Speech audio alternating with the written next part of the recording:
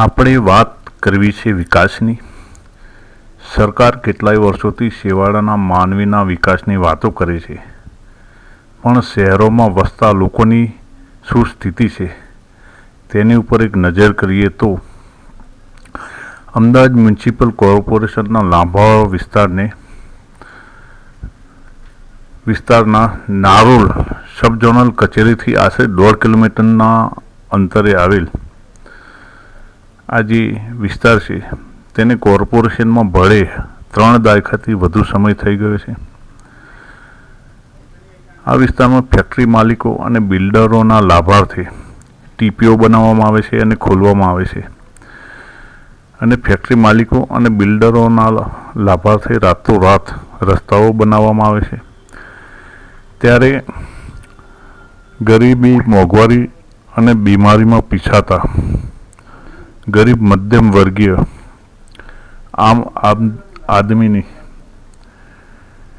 સ્થિતિ શું છે એ તમે જોઈ શકો છો.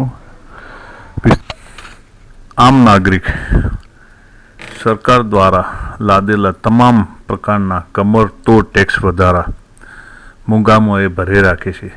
તેની સામે તેને કઈ પ્રકારની સુવિધાઓ મળી રહી છે અને કેટલી હાડમારી વેઠી રહ્યો છે એ તમામ તમારી સામે છે. આ વિસ્તારમાં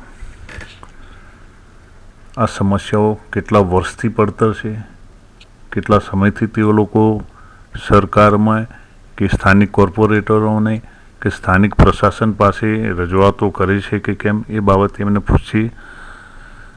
વિસ્તારમાં ભાજપ, કોંગ્રેસ, આમ આદમી પાર્ટીના કાર્યકર્તાઓ છે, સામાજિક કાર્યકર્તાઓ છે. તે પછી આ સ્થિતિ છે, અને તેમાં પણ ખાસ જ્યારે સરકાર વિકાસની બૂમો પાડતી હોય, ગુજરાત રોલ મોડલના ઢોલ વિશ્વ લેવલે વગાડતી હોય, ત્યારે સ્થાનિક જનતા શું કહે છે એ ચોક્કસ એમના મુખેથી સાંભળીએ. કયો વાર લાગે છે દાદા? લાંબાવર. શું નામ તમારું? ભીખાભાઈ. હવે ભીખાભાઈ, આ રસ્તાની જે સમસ્યા છે એ કેટલા વર્ષથી છે? લગભગ મને આવ્યા 20 વર્ષ જેવું થયું, પણ 20 વર્ષથી આની હાલતમાં રહે. 20 વર્ષથી? હા, 20 વર્ષથી. એટલે તમે રજૂઆત કરો છો અહીંયા પ્રશાસનમાં? ઘણી વખત કરીએ, કોઈ આવતું જ નથી. વોટિંગ લેવા ત્યારે આવે, વોટ લેવા આવે છે. વોટ લેવા આવે, પછી કોઈ ધ્યાન જ નથી દેતું. એટલે આમાં રસ્તાની જ ખાલી આવે છે બધા આવે, પણ કોઈ સવાલ થતો નથી આનો. રસ્તાની એકલી જ સમસ્યા છે કે બીજી બી કોઈ પાણી પીવાના સમસ્યા? પીવામાં પોલ્યુશન આવે છે. પોલ્યુશન આવે છે? આ ગટરનું જે પાણી ભરેલું ગટરમાં જાય અને પોલ્યુશન આવે એટલે લોકો બીમાર બી પડે. સ્વચ્છતા બાબતમાં ગંદકી છે, આ બહુ ગંદકી છે. એટલે સ્વચ્છતા નિયમિત થાય છે ખરી અહીંયા? એ રીતે થાય છે, બરાબર. હા, પાણી ભરાય, છોકરા બોકરા બધા પાછળ સ્કૂલ. પણ અહીંયા જે સ્થિતિ છે, હાલમાં જે સ્થિતિ છે એ પ્રમાણે એવું કહી શકાય કે તમને લોકોને નથી મેલેરિયા થતો, નથી ચિકનગુનિયા થતો, કે નથી ઝાડા ઉલટી થતા? ના, સરકારને એવું લાગતું હશે કદાચ. ના થાય છે, મચ્છર થાય ને, આ પાણી ભરી દો દેખાય છે. તો પછી તમે છેલ્લા 20 વર્ષથી આ સ્થિતિ છે, તો કેટલી વાર કોને રજૂઆત કરી? સ્થાનિક કોર્પોરેટરને કેટલી વાર રજૂઆત કરી? અરજીઓ બહુ કરેલી. હમણાં કેજરીવાલ વચમે એક અરજીઓ કરી હતી. એમનું હતું ભાઈનું, આપણા કેજરીવાલ વાળા આમ આદમી પાર્ટીમાં રજૂઆત કરી છે. એમાં કરી હતી. અહીંયા જે સત્તામાં છે એ લોકો અહીંયા વિઝિટમાં આવે છે. વિઝિટમાં આવે એનું અમને નામ જ ખબર નહીં, કોણ કને આવે છે. આવે ખરા કોર્પોરેટરો આવે છે ખરા? પાયલ પટેલ હે, કોઈ દિવસ આગળ આયા નહીં. પાયલ પટેલ નહીં, ચાંદની પટેલ હશે. આવતા જ નથી. આવે જોઈ નહીં આવે હે. એમને પેલો નવો રોડ બનાવ્યો ને ત્યાં આવીને જતા રહે 4 રસ્તે આવીને. આ બાજુ કોઈ દિવસ આયા નહીં. પણ સાહેબ આ ગાડીઓ, છોકરાઓ બોકરા બધા માદા થાય, ગાડીઓ પલટી થાય છે. મેન કહેવાનો મતલબ શું હે કે તમે શરૂઆતથી જોતા આવશો પૂરો રોડ ખરાબ છે. હું 15 વર્ષથી જોઉં, 15 વર્ષથી ના રહું. આ કે વોટિંગ લેવા હતા રહ્યા, પણ શું કારણ વોટિંગ અમે તમારે કોઈને બી હાલવે? કેનો મતલબ અધિકારી માણસો ગરીબે અમે કઈ કરોડપતિ હે નહીં. આ ગંદકી છોકરા માદા થાય ને મરેલી થાય, દવાખાનાના પૈસા ચાઈ લાવવાના. અમારા પર્સન હે ખાલી આ રોડ પાણીનું અમારે સુવિધા કરીને હાલો, બીજું કશું રિક્વેસ્ટ કરતા નહીં તમારે. એ છોકરા તો લાંબા વોર્ડ વિસ્તારના લોકોની જે દયનીય સ્થિતિ છે, લાંબા વોર્ડ વિસ્તારના લોકોની જે દયનીય સ્થિતિ છે, અહીંયા કેટલી વસ્તી કેટલી હશે આશરે? વસ્તી તો બહુ છે સાહેબ, 50,000 પ્લસ છે. 50,000 પ્લસ વસ્તી છે અહીંયા. અને આ તમે જોઈ શકો છો, આ સ્ટ્રીટ લાઇટ ચાલુ છે અહીંયા, અડધી ચાલુ છે, અડધી ચાલુ. સ્ટ્રીટ લાઇટો બી ચાલુ બંધ એવું છે. તો આ દિવસે નીકળવું હોય તો બી જો ધ્યાન ના રાખો તો તમે પડી જાઓ, હાથ પગ ભાગે કંઈ બી. એટલે આ રામરાજ કહો કે તમે જે કહો, આ જે તમારી સામે છે બધું. અને તમે દાદા શું કહેવા માગો છો આમે? કોઈ પણ અધિકારી આવે અહીંયાના ખાડા ભાડા પુરાય, રોજ એ બે ગાડીઓ કલ્ટી થઈ જાય. મારા જેમાં બી યાદ નીકળે છે કે પડીને જાઉં, ખાડામાં પડે, મચ્છર જાય છે, બધી બીમારીઓ જાય છે. નોર્મલ રજૂઆત છે, ત્યાં આવીને એકવાર વિઝિટ મારી જાઓ. એ રોડ આજે જ 2 ગાડીઓ પલટી થઈ છે. બરોબર, તમે તો કશું નહીં બોલવાનું, એમાં કશું નહીં. અમારે તો અહીંયા ઘણી તકલીફ છે અને ઘણી તકલીફ પડે. કાકા તમારી ઉંમર કેટલી થઈ? 65 વર્ષ. 65 વર્ષ. અમદાવાદમાં અહીંયા આ વિસ્તારમાં એ કેટલા વર્ષ થયા? 10 વર્ષ થયા મને. 10 વર્ષ થયા.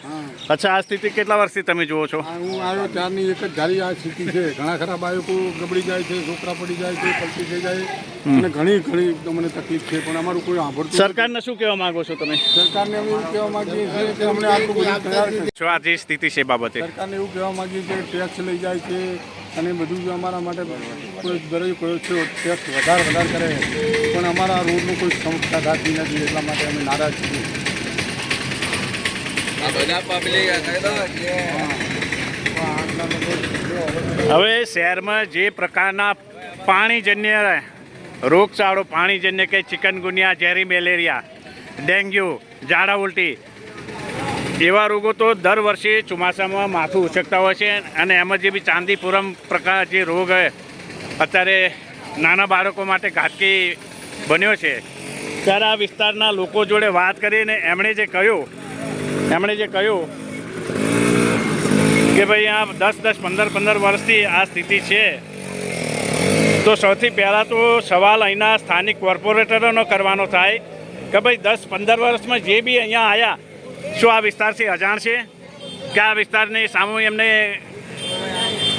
મત લેવા માટે જ આવે છે? અહીંનો ટેક્સ ક્યાં જાય છે એ લોકો પૂછવા માગે છે. મારું નામ અનિલ સોલંકી છે. હું અહીંયાથી 10 વર્ષથી રહું છું. 10 વર્ષથી રોડ આની આ જ પોઝિશનમાં છે. કોઈ આનો હાલ નિકાલ આવતો નથી. બરાબર, અહીંયા બધા નેતાઓ આવે છે, જાય છે, પણ કોઈ એનું પોઝિશન કાઢતા નહીં. કોર્પોરેટરો કોઈ કોર્પોરેટવાળો કોઈ આવતું નહીં. ખાલી વોટના કારણે અહીંયા આવે. બધાના લીધે વોટ લઈ જાય અને પછી આ બાજુ રોડ પર જોવા આવતું નહીં. ઇલેક્શન સમયે જ આવે છે. ઇલેક્શન સમયે આવે છે અને આના પછી કોઈ આવતું નહીં.